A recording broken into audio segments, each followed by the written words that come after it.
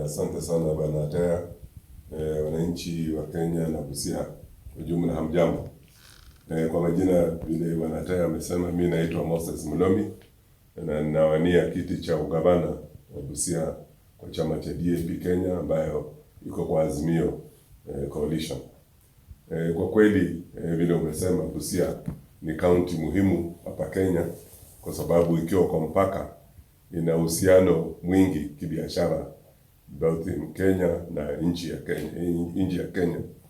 Na sisi ambao tunakaa Busia tumejiandaa, na mimi nimekuwa katika kaunti kama naibu wa gavana, ningependa kusema ya kwamba ningependa kueneza zaidi upande wa biashara wetu, muungano wetu hapa nchini na nje ya nchi. Ya pili, ningependa kuhakikisha kwamba hali ya kiuchumi ya wananchi wa Busia inaenea na inakuwa ile ambayo inaweza kuwahudumu vilivyo, kwa sababu tukiangalia kwa upande wa kilimo ni sehemu kubwa, na hapo nitasema ya kwamba tutaongeza zaidi marudufu mambo ya value addition kwa mmea yetu. Ukianza kwa mpunga ambao tunakuza kwa wingi, sisi ndio wakuzaji wa mpunga kwa wingi kule Western Kenya mzima. Tutahakikisha kwamba tunakuza, tunasiaga, tunauza na pia tunaongeza factories zingine za kutengeneza chakula ya ng'ombe na nini kutoka kwa huo mpunga, kutengeneza maboards na chipboards na kutengeneza makaa kutoka kwa maganda. Kwa upande wa samaki, hiyo ni business kubwa kwa sababu tuna sehemu kubwa ya lake, na hiyo ni kazi ambayo wananchi wetu kule Budalangi, kule Funyula kwa muda mrefu wameweza kufanya, na kwa hivyo lazima nitaeneza hiyo, na tumeshaanza mipango lakini itaenezwa zaidi. Tukirudi kwa upande wa maji imekuwa changamoto kwa muda mrefu kule Busia, na county imejaribu kuweka mipango ya kutengeneza visima tofauti. Kuna boreholes na pia zile ambazo ni solar treated, na pia mipangilio mikubwa ambayo iko njiani saa hii kama ile ya Malaba, na kuna zile zinapangiliwa kama ya Kocholia Dam na zingine, lakini maji lazima ifikie wananchi. Tumejaribu kufikia karibu 65% ya wananchi, lakini bado hatujakomaa. Ya tatu ya muhimu ni upande wa afya. Upande wa afya kumekuwa na changamoto kwa sababu hapa Kenya muhimu ni kwamba universal healthcare lazima ifikishwe kiwango ambacho baba saa hii the fifth ambaye ni president wa Azimio ameweka ya kwamba msimu huu lazima tufikishe hiyo kiwango, na hapo hatua zimepigwa na kuna challenges zimekuwako. Hizo challenges mimi niko tayari kwa sababu tumefanya kazi muhimu ya kuweka miundo msingi. Kama saa hii tumeweka sheria zinawezesha mahospitali kupata madawa na kununua wenyewe. Hizo sheria sasa hazikuwa kwa zamani, zilikuwa zinatupatia challenges. Pili, tumeweka vifaa na yale mahitaji kama laboratories, na wafanyikazi wameongezeka ili tuweze kuhakikisha kwamba mambo ya madawa na utibabu inaendeshwa vizuri.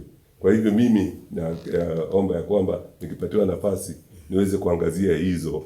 Na pia kwa upande wa vijana tumeweka mpangilio mkubwa wa ICT kutumia mbinu ambazo pia tunashirikiana na serikali, na hizo zote tutahakikisha kwamba zinafanyika kusaidia vijana. Ya mwisho ni kwamba Busia ikiwa kwa boda, mambo ya mabarabara ya kuingia Busia, particularly highways ya kuingia Busia ni area ambayo tumeshaangazia, na mimi ningependa kusema ya kwamba hiyo kazi imefika kiwango kikubwa. Imefika mahali ambapo sasa ni kuanzisha tu kujenga hizo mabarabara. Zikijengwa za Busia na kujenga zile za Malaba, itawezesha biashara kufanyika, na kuna soko kubwa ambalo linajengwa kule Busia hivi karibuni, litawezesha biashara exchange kati ya Kenya, Uganda mpaka DRC iweze kufanyika vilivyo. Busia wanapata huduma ya afya, na tunaanza na madawa kwa hospitali. Tukimaliza hiyo, tutahakikisha watu wa Busia wanapata maji safi ya kuweza kuhakikisha kwamba maeneo ile watu wanatembea zaidi ya kilomita 5, ingine hata 10, ili kuweza kupata maji hiyo jambo halitafanyika tena.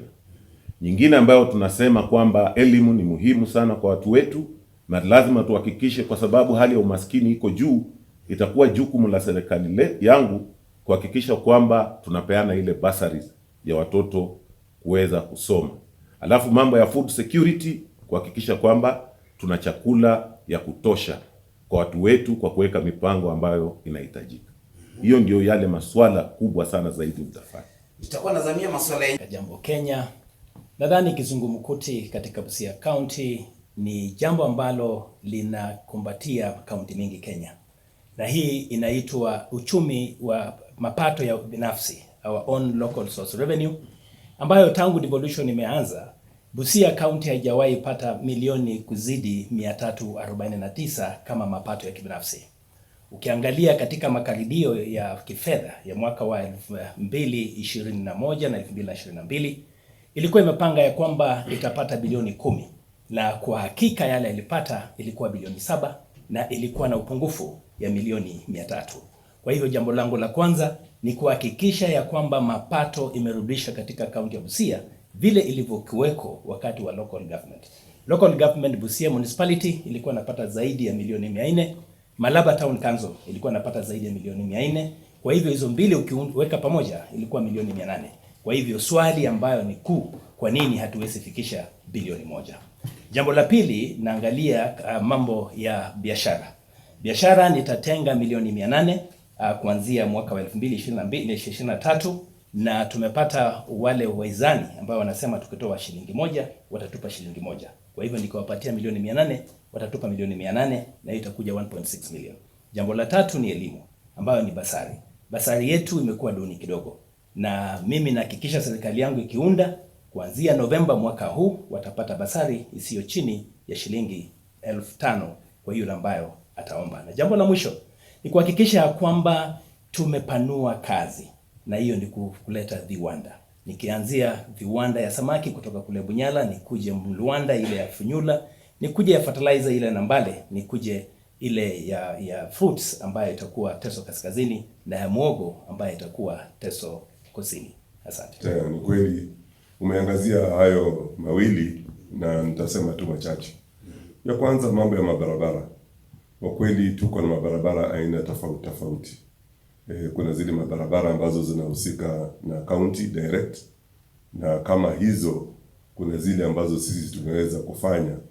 For example, kwa upande wa kuweka lami, tumeweza kuweka lami barabara kule Kocholia, tumeweka Magoro, tumeweka Dungozi, tumeweka Busia town yenyewe upande wa kwenda kwa DC na kurudi upande mpaka Farmview Hotel.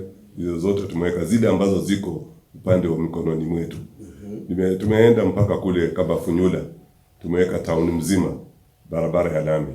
Tumefika Bumala, tumeweka lami. Saa hii ukiangalia kwa budget, kuna barabara ambazo ziko zinaendelea, zimeshapatiwa tenda. Kule Mnambare barabara imewekwa ya kilomita 1 kuzunguka hiyo town. Kuna barabara inaingia hospitali ya Kunyangu itawekwa lami. Hizo ni mabarabara za lami. Kuna zile ambazo ni za graveling, zile za kutengeneza na changarawe na kuweza kucompact na kutengeneza. Tumeweza kutengeneza barabara zaidi ya kilomita 1,700 katika Busia County. Na ukiangalia karibu kila sehemu culverts. Unajua Busia pia ni sehemu ambayo ina milima na mabonde. Culverts ambazo zimetengenezwa kwa msimu huu uliopita ni culverts karibu 78.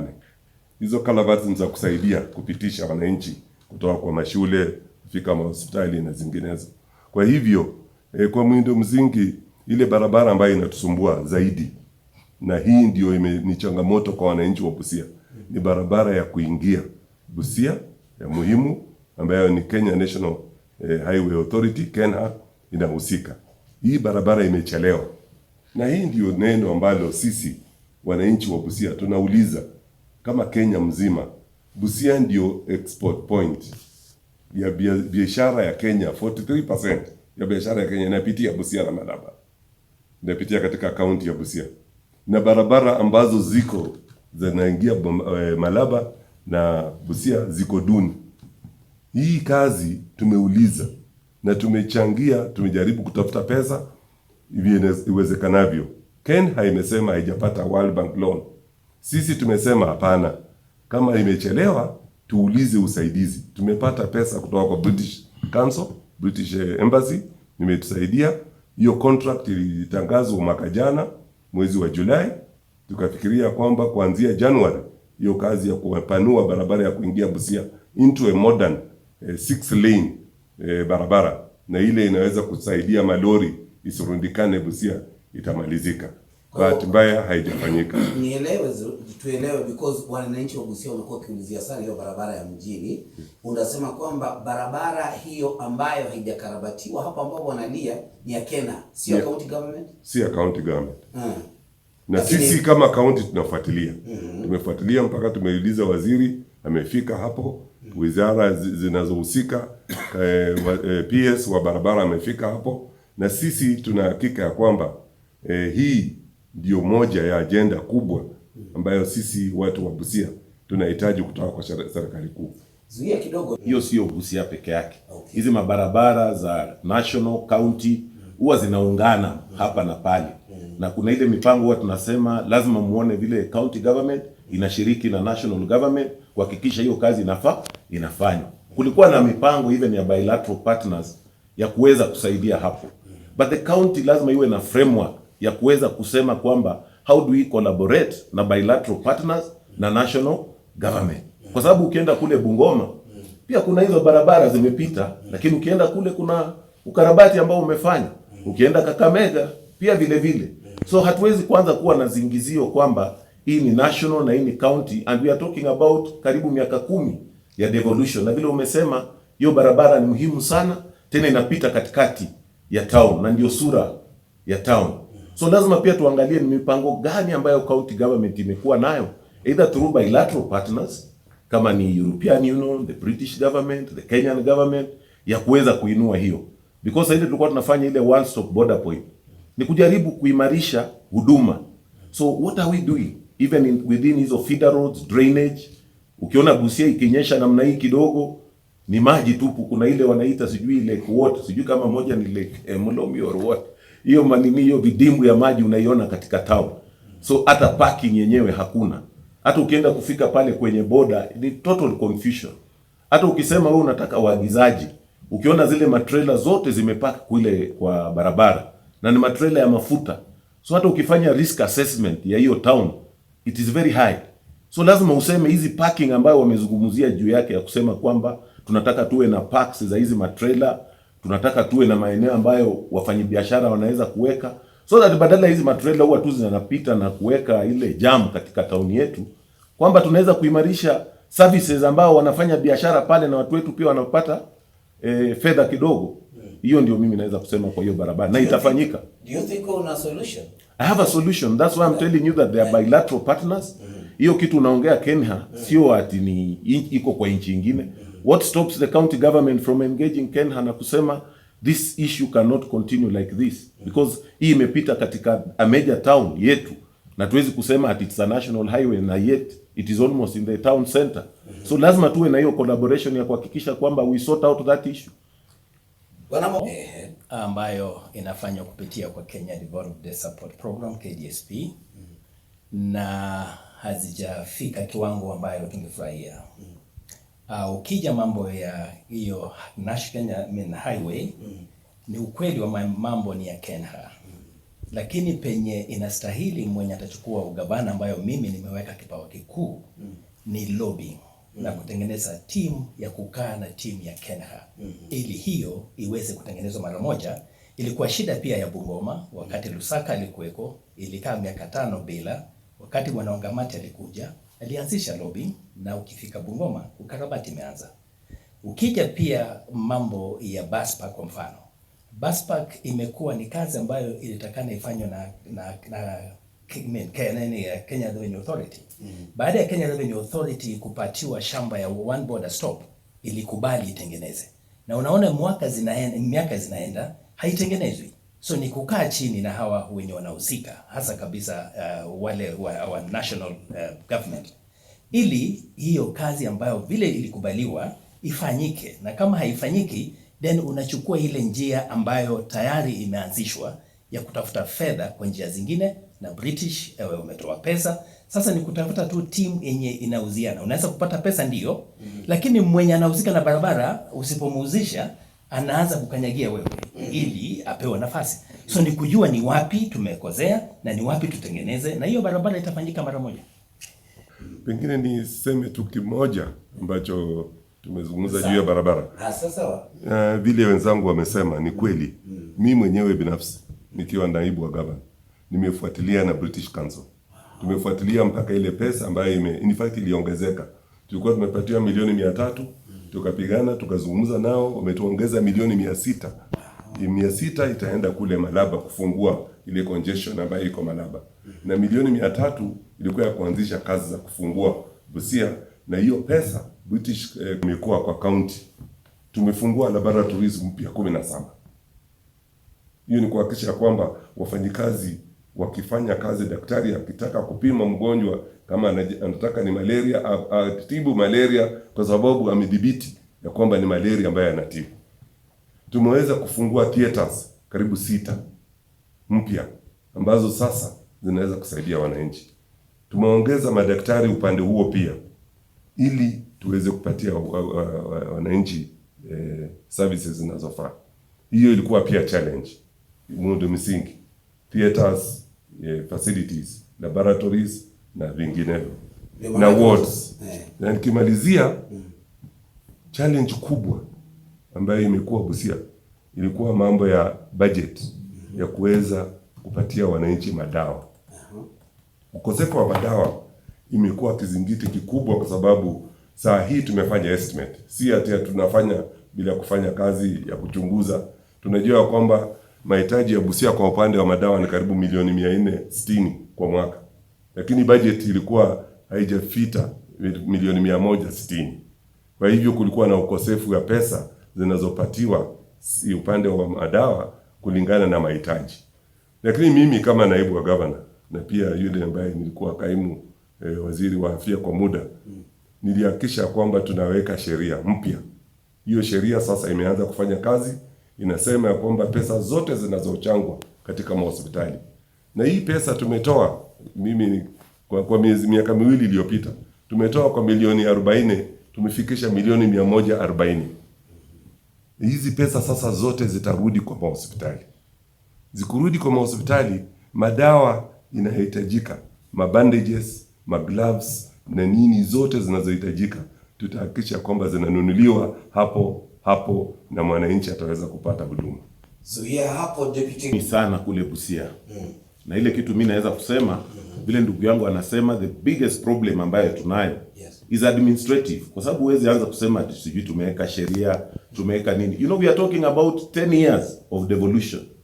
Na ile kitu muhimu ya kwanza ni health. Kwa upande wa devolution, afya ya watu wako. So lazima tuangalie kwamba hii vitu tunaongea ati sijui sheria, hii vitu tunaongea ati sijui ile facility na generate pesa alafu unatumia pale. Hiyo peke yake inaweza fanya wananchi wakose huduma. Na tuko pale miaka 10 na tunasema tutafanya. Tutafanya vipi na nini na tuzuia kufanya? Because the laws are already there. Health is devolved. So sheria gani nyingine tena unataka? All those things are administrative. You are supposed to execute. Na kama ni sheria iko, peleka kwenye assembly, wapitishe wananchi wapate huduma. Hatuwezi kuwa tunaongea miaka 10 ati bado tunatengeneza sheria, sijui tunafanya nini. And then maybe my brother could be the only stranger in Jerusalem. Because hizi vitu unaongea juu ya theater nini, how will those things work kama level 1 peke yake in our health sector is not functional? Ukiangalia CHVs, hata juzi tu tena ndio watu wametengeneza sheria yao. These community health volunteers hawajalipwa, hawana gloves, hawana nini, na hiyo ni level 1. So how will level 2, level 3 or level 4 work kama level 1 is not working? So even just to streamline, those are to me administrative issues. You don't need ati sijui masheria nini, because those laws are already there. Kuuliza mheshimiwa Otuba, do you think, because amezungumzia kwamba kutry kuleta budgets na kadhalika kuimprove, probably does it mean walipata vitu vikiwa katika hali mahututi sana, wamechukua miaka 10 pengine kwa no, si mahututi. It is just lack of proper planning, effective government kuhudumia watu wake. You must put structures. Government is about building structures. Kama hakuna structures in government, it cannot work. Because sasa ukisema uko na bajeti ya 400 million and you are getting 100 million. Now, hii si ati decision needs to be made kule Nairobi. Hii ni decision ambayo inafanywa pale kwa county. Executive iko, assembly iko, sote tunajua the budget making process. Executive wenyewe watasema hii ndio mambo vile tunataka for us to be able to provide these services. You will go to the assembly, you lobby. Budget making process is people driven. Ile tunasema public participation. So kama umefanya public participation na wananchi wanataka huduma fulani, then you must have your priority areas. Useme priority vile tulifanya public participation, tukitengeneza budget, because huwa wana advertise kwa magazeti. Unasema tutakuwa na public engagement nini. These are the budget making process. Tukienda kwa rekodi za Busia kule kwa county, utapata kwamba that process done. Na vile ilifanywa wananchi walisema wanataka nini. So for you now to say at the assembly is not allocating you the money, or the money is not there in terms of priority areas. Because saa ingine tu kujenga manyumba hii simiti na mawe sio hospitali. Hospitali ni ile huduma ambayo unapeana. And so you have a solution. That's what I'm telling you. Right here administratively. Yeah, it is an administrative thing. Like what I have said, when we take over within those 100 days, we must do supplementary budgets. Tuangalie kwamba which are the priority, because kama afya si priority, then what is priority? Zuia. Jambo kuu ni ile niliita kizungumkuti. Budget unafanya bilioni 10, na ile budget ambayo inakuwa pesa taslimu ambayo unapata ni bilioni 7. Deficit ni bilioni 3. Hizo bilioni 3 ndio hizo pia inauzisha malipo ya CHVs ambayo wanataka walipo wasaidie sector health. Tuko na casual workers ambao wako katika hospitali ambao ni muhimu sana. Unapata wanakaa miezi bila pesa kwa sababu hatuna pesa. Kwa hivyo jambo la kwanza kabla tujakuja kwa administrative ni kuhakikisha tuko na pesa inayotosha. Na tunahakikisha kwa njia ya kufanya bajeti ambayo living within your means. Huwezi kufanya budget ya vitu ambayo unajua kabisa haupati. Na kustreamline vile tunaokota hiyo pesa na how we manage it. Once we manage our economy, mambo ya dawa itakuwa imeisha. Ya ukosefu ya dawa itakuwa imeisha. Mambo ya kutolipa our CHVs, our casual workers, and improving the welfare of our daktari itakuwa imeisha. Na hiyo ndio mimi nadhani ni chanzo, because the administrator cannot work without money, and you cannot buy drugs without money. So we must improve the economy for 349 million to 1.2 billion and budget within our means. Thank you. Nafikiri kwanza ni kusema ngao umesema miaka 10, nimeweza kuwa kwa county muda wa miaka 5 sasa. Nikiwa msaidizi wa gavana. Kilimo ni muhimu sana kule kwetu Busia, na ni agenda ambayo inaweza kusaidia wananchi vilivyo kiuchumi. Kwa hivyo ya kwanza ni kujua kwamba tuna primary production ya mimea tofauti na pia mazao tofauti. Kuna upande wa muhimu niliyosema, mimea ambayo inajulikana na tunatumia sana ni upande wa vyakula. Kuna mahindi, kuna mtama, na kuna mimea kama njugu na zinginezo ambazo hutumika sana Busia. Zote zinataka na zipatiwe nafasi ya value addition. Value addition kwa upande wa mahindi, umuhimu ni utunzaji wa mavuno. Kwanza tuweze kupata mavuno yanayofaa. Hapo tunaongeza vitu kama kusaidia fertilizer. Ndio mnavyojua fertilizer imekuwa juu sana, ili tuweze kusubsidize na tusaidie wananchi, tuungane na serikali vilivyo tupate usaidizi hapo. Ya pili ni upande wa utunzi wa hiyo chakula, post harvest management.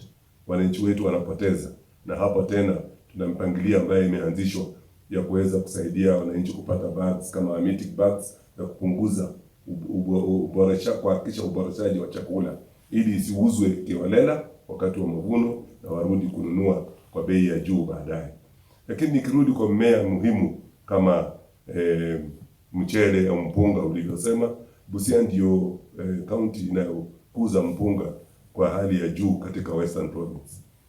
Tuna saa hii karibu hekta 4,000 za mpunga, na hizo hekta zinaweza kufika hekta 11,000 hivi karibuni kutokea kwa ile mpango wa Low and Zoya Hapo kitu muhimu ambayo tutafanya na ningependa kufanya, kwa sababu mimi mwenyewe ni mtaalamu wa kilimo na nimeweza kufanya kazi kwa irrigation board kwa muda mrefu nikiwa chief akacho usawa. Hii ni kuhakikisha kwamba kwanza tunahakikisha kwamba tunaongeza mavuno na pia tunaongeza value addition ya mpunga. Vile unavyojua mpunga tukiuza wenyewe tutapata rasilimali zaidi. Ya pili, tukisiaga tunapata byproducts. Byproducts, kuna broken rice, kuna bran ambayo ni chakula ya ng'ombe, ya samaki, ya kuku, inaweza kupatikana hapo. Hiyo ni factory mzima. Ya tatu ni ile husks ambazo zinafunika mpunga. Hiyo pia ni factory mzima.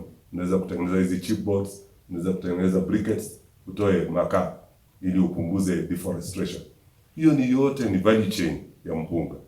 Hiyo ni kitu ambayo mimi nina uzoefu na nina experience na ninaweza nitahakikisha inafanyika. Ya pili ni upande wa samaki. Samaki ni industry kubwa. In fact, watu wetu wengi wamesomea kupitia kwa samaki. Kama county tumeanzisha, lakini hatujafika kileo cha hiyo. Sababu tumeanzisha fish caging kule Port Victoria. Sasa hii tuna over 200 cages. Na kuna wananchi binafsi wameanza kuingilia na kuanza hizo cages. Ningependa kuongeza hizo kwa wingi kwa sababu fishing ya international waters ina challenges zake. Saa hii unapata saa nyingine mavuno inakuwa chini, lakini tunaweza kuongeza kutokana na hii fish farming techniques. Cages ambazo tumeanzisha kule ndani mashinani kama Funyula tuna ile ya Bukani tuna 100 ponds. Tuna Butula tuna ile ya Siunga itajengwa inaendelea kujengwa itakuwa 100 ponds. Pale Busia Burumba tuna about 70 ponds ambazo zinaanzishwa. Hizo ponds zote ni kuhakikisha kwamba fish farming inakuwa kitu cha kawaida kwa wananchi.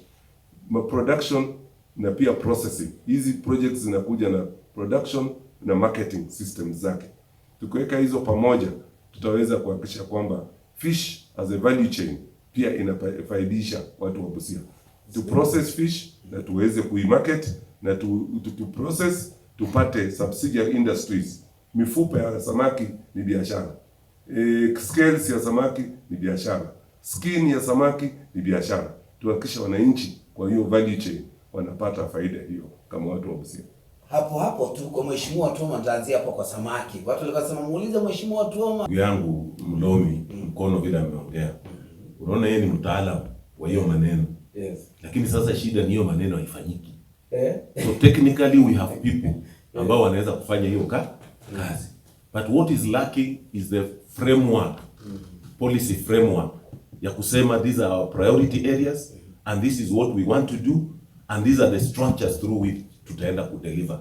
Because technically umeona ame-explain hiyo vitu vizuri sana. But then utajiuliza mbona haifanyiki? Ni hiyo framework ndio hakuna. Or that political goodwill ya kuhakikisha kwamba hizi vitu ambao the technical people are talking about, how do we enable them? Because kazi ya serikali is to be an enabler and then you allow people to be productive. Kwa sababu hii mashamba inalimwa na wenye mashamba. Kama ni hizo scheme tunazungumza juu yake, there are bodies ambazo zimesimamia. So as a government, ile framework ambao tunawekea kuhakikisha that is happening and it is being realized. Productivity inaenda juu, the right crops zinapandwa, hiyo post harvest losses vile amezungumza inafanywa. Kama ni value addition, kuna framework ya kuhakikisha kwamba the whole chain is working, hakuna breakdown. So ukienda kwanza upande ya production, tunajua kwamba hii mashamba lazima ilimwe, proper crops lazima ziwe mapped out. Kama utasema eneo hili tunataka tuweke matunda, eneo hili tunataka kuweke kama hizo njugu anazungumzia juu yake, macadamia, tunaweza leta hii vitu kama ya avocado. You see, because globally now there is demand for some of those things. So those are the kind of policy framework that I'm saying, kama serikali, what is this that you are promoting? Tulikuwa na wakati hata kwa hii serikali hii national walikuwa na hii kitu walikuwa wanaita orphan crops. Hii ya ile mimea ilikuwa inatumika zamani na imepotea. Because ukienda sasa kama upande huko Lower Budalangi na Samia, when you promote maize there unaleta njaa. Unaweza kufanya mahindi but that cannot be the main thing because huko rainfall I support hiyo kitu vizuri kabisa. Sometimes you get, sometimes you don't get. Ukikuja huku pande ya juu Butula nini, vitu kama hizo njugu, hizi nini inaitwa nini, hii sweet potatoes, those are things zinaweza kufanya vizuri sana. Ukipanda tena huko Teso juu, some fruits again, hiyo cassava wanazungumzia, it can work. So that framework and mapping needs to be very clear. Then you support the implementation. And that's what my brother hapa explained very well to implement. But kama hiyo framework hakuna, hiyo vitu haitafanyika. You will find that in budgeting, badala ya kufanya hizi vitu amesema, mumeenda mmenunua matinga ati ya kulima. Hii matinga hakuna framework, within a short time zime break down, zimepaka hapo. So what was your policy? Mlikuwa mnataka kulima ekari ngapi? Like the way he has explained clearly, kama kule nini Budalani, maybe you are doing 4,000, you can move to 11,000 acres if we do ABCD. So land tillage in terms of opening up, tunasema hizi ndio policy, this is our aim. Na mimi huwa natumia tu mfano rahisi. Kuna NGO or some organization huko inaitwa One Acre Fund. Ukienda kwa ile project ile hao wanafanya hapa na una compare ingine, unasikia ati county government imepeana mahindi, imepeana mbegu, imepeana fertilizer. You can't see anywhere. But you can see hii project ya One Acre Fund. On the same acreage, labda huyu anapata gunia 2, huyu anatoa gunia 10. So it is practical, it can be done. But that framework must be there. Then the staff, in terms of deployment, kuhakikisha, zamani tulikuwa na extension officers, and they must be accountable. Kama tumesema eneo hili, this is our target. At the end of the season, we need reports. If we gave you 1,000 bags of mbolea na mbegu, I want to see that productivity ya kusema, hapa tulikuwa tunapata gunia 10, sasa tunapata gunia 20. Na mimi natembea nikiangalia. Because this technical, I mean, like him is an expert, the way he has explained. The technical people need that support to be able to give that productivity. And that's why I say, civil servants sometimes, sio hao ndio shida, is a political leadership pale juu. That's why you have seen that every 5 years, we change our political leadership. But the civil servants ni wale tu. Na utapata, in one regime, they were not producing. You bring in, you change leadership, and you find the same people who are not productive, they are now productive. Unashika? Because of the structures ambao umeweka. Nikikuja kwa upande ya kwa culture, hiyo ya fish farming, you are right. Is when I was appointed minister for fishery, ndio tuliangalia, tukasema no, hatuwezi kuendelea kufanya uvuvi vile ilikuwa inafanywa siku za Biblia. Ile unasikia ukisoma Biblia, wanakuambia cast your net, alafu samaki labda atakuja pale. That is 2,000 years ago. Hiyo ni kama ile tunaita hunter-gatherer economy.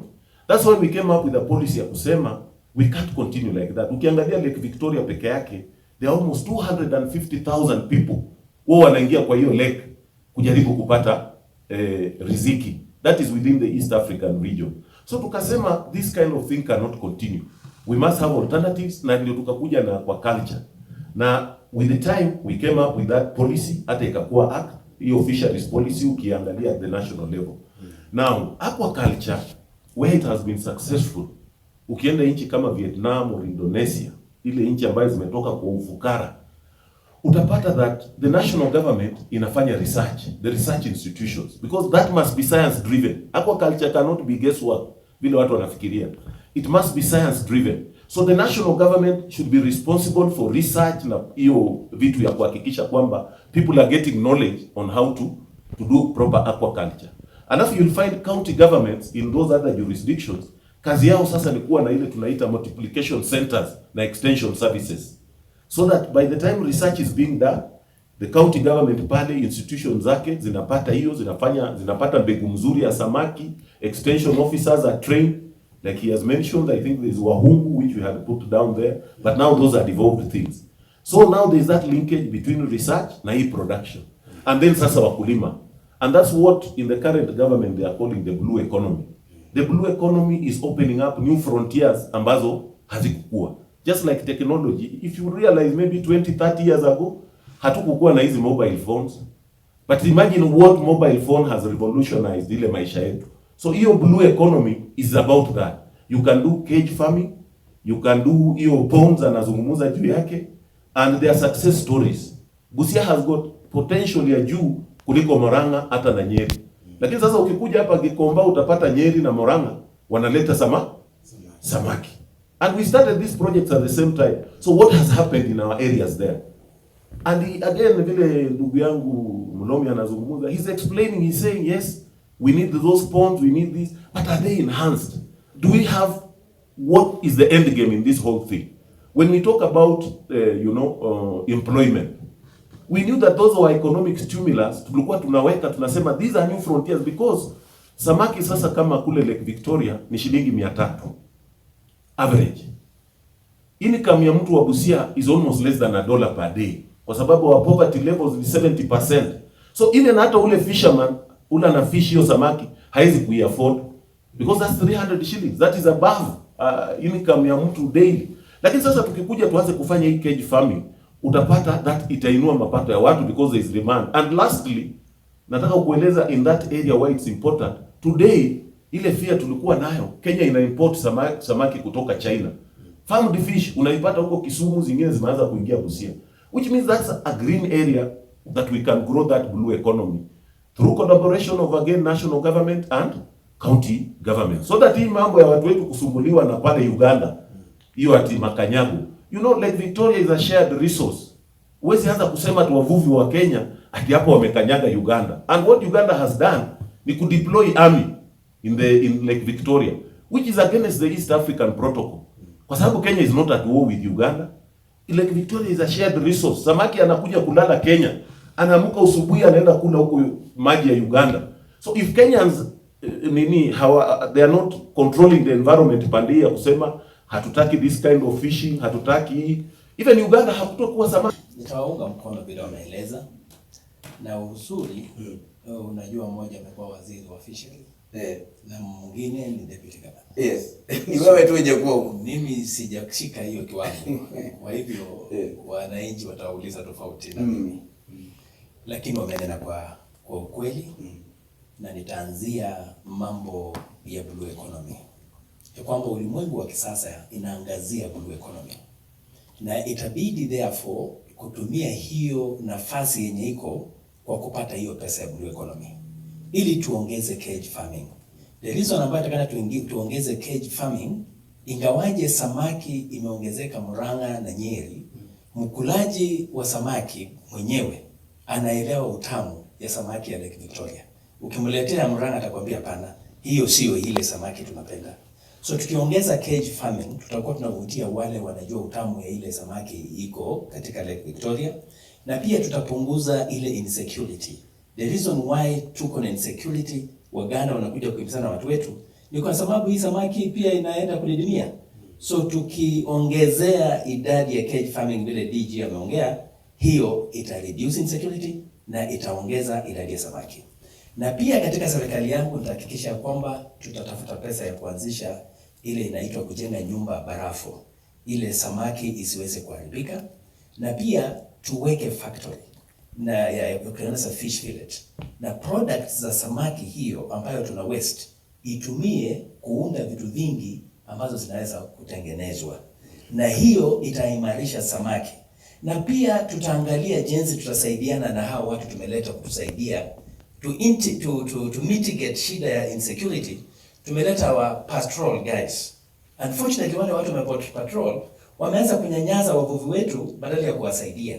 So pia lazima tutaongea nao wenye wanasimamia ili waache kunyanyaza wavuvi wetu wanapokuja ku patrol. Na pia niongezee ya kwamba ukiangalia agriculture vile inaendelea sasa, neglect our field extension officers. Na daktari Otoma nataka naelewe watu wako. Na nilitembelea mmoja, ofisi yake inavunja maji. Na ukiona mazingira ya kikazi kama haifurahishi, hata kuamka asubuhi kwenda kufanya kazi yako inakuwa ngumu. So ni lazima to improve mazingira ya field extension officers, welfare yao, na kuwapatia ile wanastahili kukuwa nayo, ili njugu, sunflower kule Butula iongezeke na kule Teso, na ili tuanze kiwanda cha kutengeneza kutumia hizo products za njugu na sunflower ili tupatie watu wetu kazi. Na mwisho ni kupunguza bei ya fertilizer. Ndio sababu nilipoanza nilisema kwamba nitakisha kwamba tuko na factory ya fertilizer. Na kusema kwangu hii ni kwa sababu tumeongeza wafugaji wa nguruwe. Na products hizo za nguruwe, it is a very fertile hiyo waste yake. But we are not utilizing it. So pia kuna watu wameongeza idadi ya mbuzi. So tukianza kuutilize hizo na kuzitumia katika factory zetu ya kutengeneza mbolea, tutapunguza bei ya mbolea na pia tutafute njia ya kuongeza input, kusubsidize inputs ya farm. Asante. Nafikiri let's be practical. Let's be real. When we talk hivi vitu tunaongea hapa, let us be real. Ile vitu unaongea about hiyo organic nini, hiyo ni vitu ya promotion tu, ile ya manure nini, but don't talk about fertilizer factory, which you know, kwa ile county yetu we have a big scandal about hiyo maneno, ati kwamba serikali county government inatengeneza nini, instead of saying tunataka tu organic manure, hii wastage we can recycle, na hiyo vitu watu wanafanya hata kwa magoma yao. Ukiwapatia tu hizi proper polythene bags na nini wanafanya, but don't try to say county government ati hiyo ni kazi yake. Hata hii vitu mnaongea ati factories za muhogo sijui nini, that is not the job of the county government. Hiyo ni kupromote. Our government is to promote and create enabling environment. Then wakizaji, investors ndio wanakuja kutumia hiyo vitu ambazo policies tumeweka. But you can't take hiyo vitu kama hiyo wamejenga huko, anasema sijui where is that, hiyo factory ya muhogo sisi Bachai or something, ni nyumba tu. But utakusikia ati the government books ati iko factory ya muhogo hapa. That is not the job of government. The job of government is to promote and enable. Then you attract investors kufanya biashara. Asante sana. Tunaona hata wenzangu wamekubali ya kwamba uzoefu wa hii kazi niko nayo. Kwa hivyo mimi naomba wanipatie nafasi niwafanyie kazi watu wa Busia, kwa sababu sasa nikiwa nimekuwa naibu wa gavana kwa huu muda wa miaka 4, miaka 5. Kwa kweli saa hii nimekomaa. Ni kwa sababu unajua naweza kumbuka mambo ambayo ilifanyika hapa Kenya wakati tulikuwa na His Excellency the late President Mwai Kibaki akiwa naibu wa president. Wakati alishika usukani, kwa sababu alikuwa na uzoefu wa ile challenges zilikuwa hapo, kazi iliendelea kwa upesi sana.